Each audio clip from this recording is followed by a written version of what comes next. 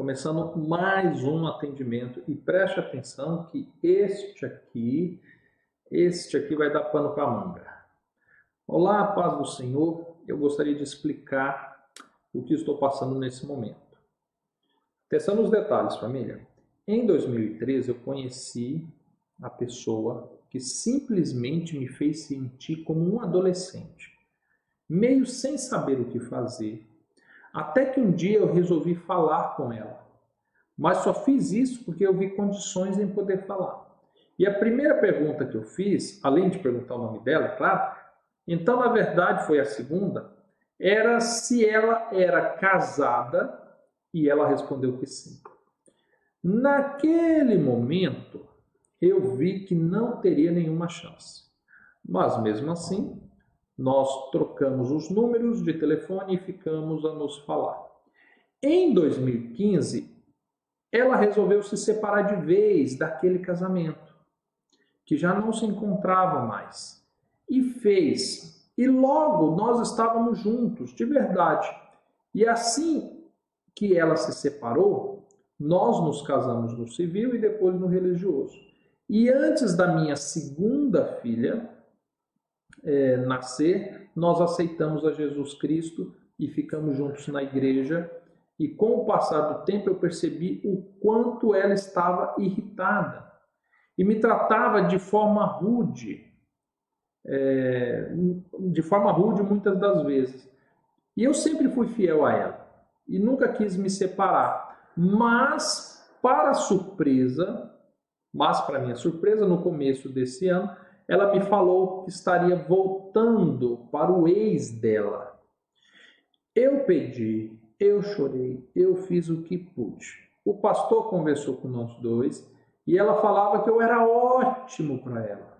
Só que ela tinha um passado mal resolvido e precisava terminar aquela história.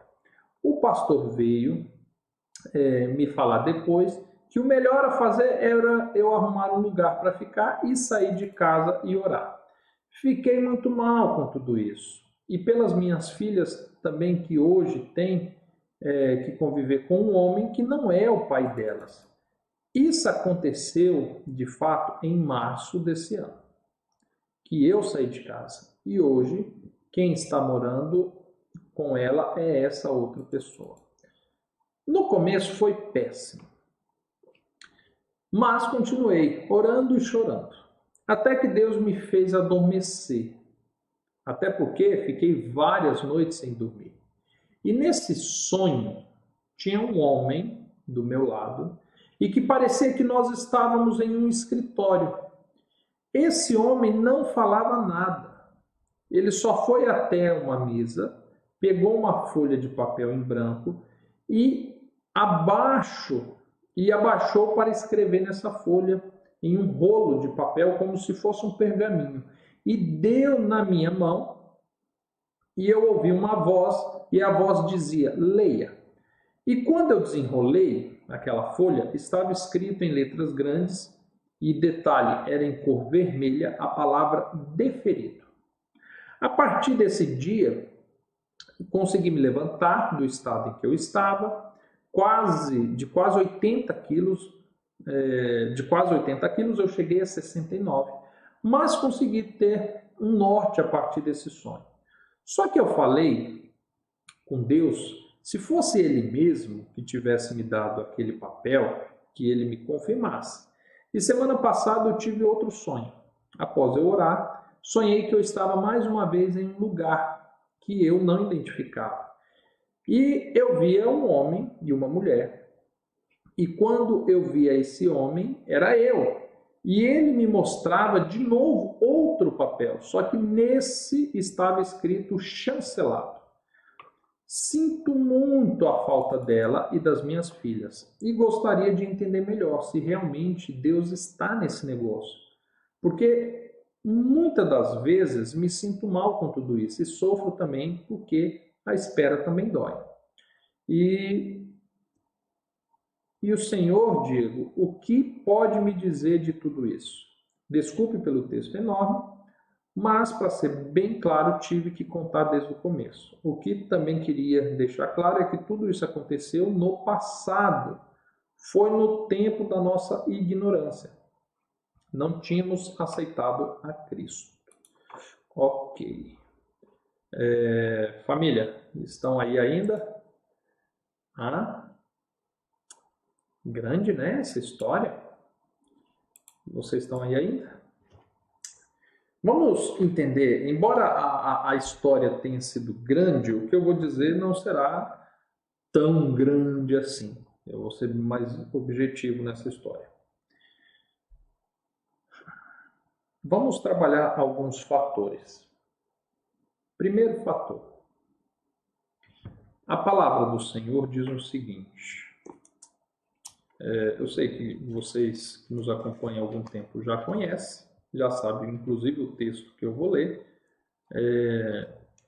mas em respeito, né, em consideração àqueles que talvez estão nos assistindo pela primeira vez, eu vou fazer saber. Em Romanos, no capítulo 7, verso 3, diz assim: de sorte, vivendo o marido, será chamada adúltera a mulher, caso venha a se unir com outro homem. Mas se o marido morrer, estará livre da lei do casamento, e não será adúltera se vier a se casar com outro marido. Primeira situação. A partir do momento em que um homem une um homem e uma mulher, né, a partir do momento que Deus une um homem e uma mulher, eles se tornam uma só carne, e essa uma só carne, ela é até a morte. Em 1 Coríntios, no capítulo 7, verso 39, diz assim: a mulher casada está ligada pela lei enquanto seu marido vive. Ou seja, enquanto houver vida, os dois serão uma só carne. E ponto final. Diego, mas houve um adultério. Perdoa. Diego, mas a gente não se comunicava bem. Aprenda a se comunicar. Diego, mas a minha sogra, ela intromete muito. Ei, tenha paciência. Ela é mais velha. Ela vai embora loguinho, tá? Então, nada justifica se separar para querer casar-se novamente. Ok. Dito isso, e agora eu não estou falando isso como uma revelação, não estou trazendo aqui, olha, Deus me revelou. Não, eu estou fazendo uma análise à luz da Bíblia e com base no que você me escreveu. Então, pode vir a faltar detalhes, tá? Então, eu vou fazer uma análise conforme a Bíblia nos orienta e conforme o que você me escreveu. Então, a princípio, o primeiro casamento da sua esposa era lícito. Ela era casada quando você conheceu, você a abordou e tudo, ela se separou, vocês vieram a ficar junto. Adultério. Ponto final. Isso é um adultério. Ótimo. Só que agora você pegou e falou assim lá no final, Diego, lembrando que tudo isso aconteceu no tempo da ignorância. Vamos entender uma coisa. O que pega o tempo da ignorância? Olha, o tempo da ignorância, ele basicamente vai fazer com que Deus tenha uma vista um pouco mais grossa acerca daquilo que você fez sem saber que era errado. Mas o tempo da ignorância não transforma o que é errado em certo. Presta atenção, grava isso.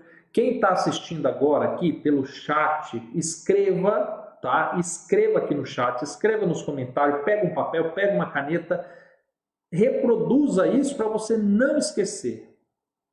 O tempo da ignorância não transforma o errado em certo. Coloca isso, reproduza isso para gravar, tá? Tempo da ignorância não transforma o errado em certo. Grava isso. Não transforma. Então, se você cometeu um adultério no tempo da sua ignorância, significa que Deus foi longânimo com você e te revelou a verdade. A partir do momento em que você descobre que você cometeu um adultério, que você cometeu um assassinato, que você mentia, que você vivia contrário aos princípios de Deus, Agora você não está mais no tempo de ignorância, porque agora conheceu a verdade e a verdade irá te libertar. Só que agora que você descobriu o pecado, você abandona o pecado. Você confessa esse pecado a Deus, você se arrepende, você abandona esse pecado para alcançar misericórdia. O fato de você ter cometido um pecado em um tempo em que você não sabia que aquilo era pecado, não vai transformar em certo. Se você cometeu um adultério e você não sabia que era adultério, não é porque agora você conheceu a Deus que vai deixar de ser adultério. Deus não vai riscar da vida da sua esposa o marido dela, porque Deus já havia colocado os dois como uma só carne. E Deus não vai olhar assim, mas ele não sabia. Então agora eu vou riscar. Porque ela e ele já eram uma só carne, mas agora, então agora eu vou deixá-la livre, eu vou riscar aqui. Não, não faz isso. E Deus não faz isso por respeito a ela e por respeito ao marido dela. Porque certamente este marido dela pode ter sido alguém que nos acompanhou aqui no manual por muitos anos, orando, clamando e pedindo por restauração. Porque também estava num tempo de ignorância. E agora, porventura, Deus tocou no coração dela para ela desfazer um casamento com outros 2 filhos e retomar com o seu marido. Ou seja, existe um outro lado do tempo de ignorância que as pessoas não olham. As pessoas simplesmente pensam assim, peraí, eu conheci a Cristo, então agora eu sou a estrelinha de Jesus, sabe? Então agora eu estou acima de qualquer outro. Não, e não é assim. E eu estou falando nisso e nesse tom, porque muitos que defendem um segundo casamento e usam a referência do tempo de ignorância, acham que agora porque conheceu a Cristo, está impune de qualquer pecado. Eu conheci a Cristo, então agora eu posso me casar com quem eu quiser, porque eu sou nova criatura. Eu conheci a Cristo, então eu não preciso pagar aquela dívida, porque eu fiz aquela dívida no tempo de ignorância. Agora eu conheci a Cristo, bem, então eu não preciso confessar meus pecados, eu não preciso pedir perdão para ninguém, porque aquilo eu fiz no tempo de ignorância. E aí começa a andar de salto alto. Sabe? Então, essa filosofia de, porque isso foi no tempo de ignorância. Não, presta atenção. Tempo de ignorância, você já decorou, né? Não transforma o errado em certo. Não transforma. Simplesmente fez com que o juízo de Deus, ele tardasse um pouquinho, para que você viesse a conhecer. Só que agora você conhece. E o que é que você vai fazer? Você percebe? Vou te dar um conselho em relação a isso, então. A partir do momento agora que você descobriu que é um adultério, não há o que se falar em querer voltar, tá bom? Diego, mas e o sonho que eu tive? Bem, vamos falar desse sonho. Primeira coisa, essa é uma convicção minha, tá? E família, se alguém discordar, pode colocar aqui no chat, pode escrever nos comentários, aqui no Instagram também, pode se manifestar, você é livre para discordar de mim. Eu, particularmente, eu não acredito que Deus vai revelar algo a alguém, quer seja por sonho, quer seja por visão, qualquer assunto que seja. Primeiro, que seja contrário à sua vontade. E segundo, que seja contrário a algo que ele já deixou escrito. Você está percebendo? Então, a respeito de adultério, de matrimônio, de uma só carne, Deus já deixou isso aqui, ó. Pronto. Essa é a regra principal. Essa regra vale para todos. Vale para quem está na África, para quem está na China, para negro, para branco, para rico, para pobre, para todos. Então, não tem o que a pessoa falar assim, não, eu vou pautar minha vida em um sonho que eu tive. Tá, mas esse sonho é o contrário do que Deus concedeu para todo mundo? Por que é o contrário? Se todos os patriarcas, se todas as pessoas que a Bíblia descreve, nos dias de Cristo, até Herodes foi condenado por João Batista por causa de um relacionamento ilícito, por causa de um adultério. Então, por que para você seria diferente? Você percebe? Então, assim, às vezes quando a gente fala assim, mas eu tive um sonho. Um profeta me falou.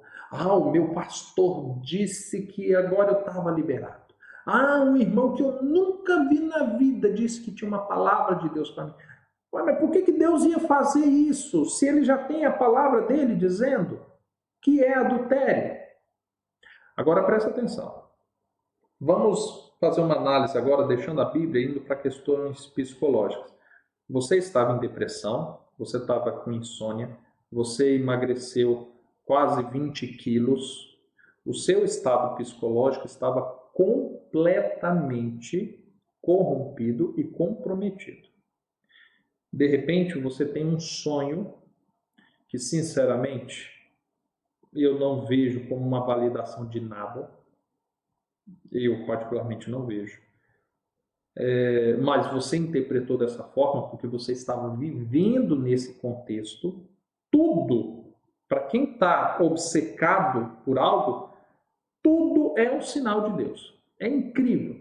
Quando você está obcecado por algo, Senhor, eu preciso saber, eu compro um Fusca ou não compro um Fusca? Eu compro ou não compro? Aí, de repente, você liga a TV e faz plim, plim na Globo. Aí você, nossa, a Globo fez plim, plim, o negócio é redondo, me lembrou um Fusca. É para eu comprar um Fusca.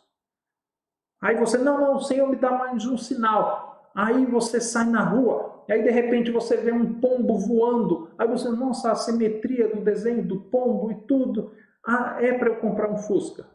Aí de repente você está andando e aí você vê uma pessoa gordinha. Aí você fala assim, lá, ó, é um Fusca, em pé, sabe? Então assim, quando a pessoa está obcecada, ela enxerga sinal de Deus em tudo. Mesmo quando Deus não está dando sinal. E por que Deus daria um sinal contrário à palavra dele? Você está percebendo?